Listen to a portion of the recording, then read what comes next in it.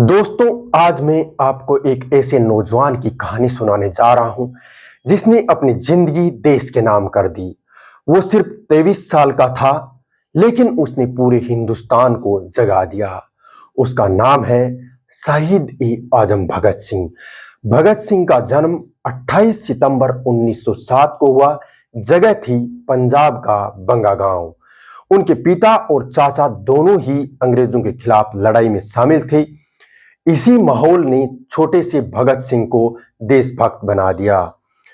बचपन से ही वो बंदूक और तलवार की बातें करते, खेत की मिट्टी उठाकर कहते, ये मिट्टी मुझे देश के लिए कुछ करने की प्रेरणा देती है।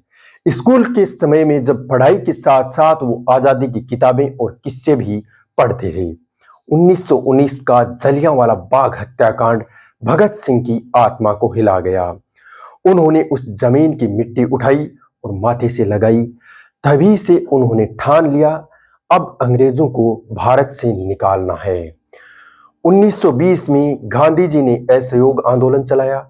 भगत सिंह ने भी हिस्सा लिया, लेकिन जब गांधी जी ने आंदोलन वापस ले लिया तो भगत सिंह को झटका लगा। उन्होंने सोचा, सिर्फ अहिंसा से आजादी मुश्किल है, अब हमें अंग्रेजों को जबरदस्त जवाब देना होगा।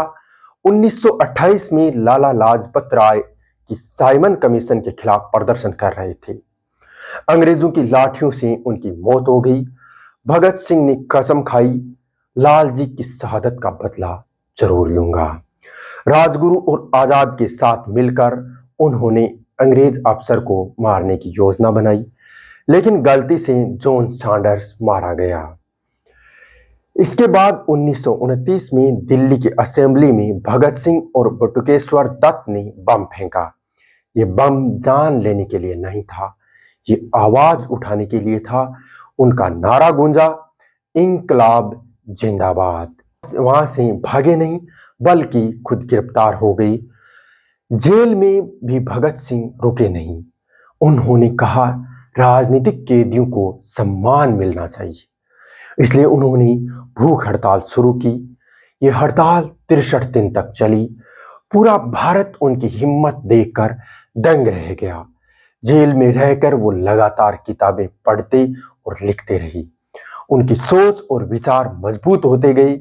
उन्होंने कहा था, मुझे मौत से डर नहीं लगता, मेरा जीवन सिर्फ देश के लिए है। आखिरकार 23 मार्च 1931 को लाहौर जेल में भगत सिंह, राजगुरु और सुखदेव को फांसी दे दी गई। 23 साल की उम्र में उन्होंने अपनी जान देश के नाम कर दी। उनकी शहादत ने पूरे देश को हिला दिया, हर नौजवान के दिल में जोश भर दिया। आज भी हम इंकलाब जिंदाबाद कहते हैं तो हमें भगत सिंह की याद आती है। उनका संदेश साफ था, देश सबसे पहले, बाकी सब बाद में। तो ये थी भगत सिंह की कहानी।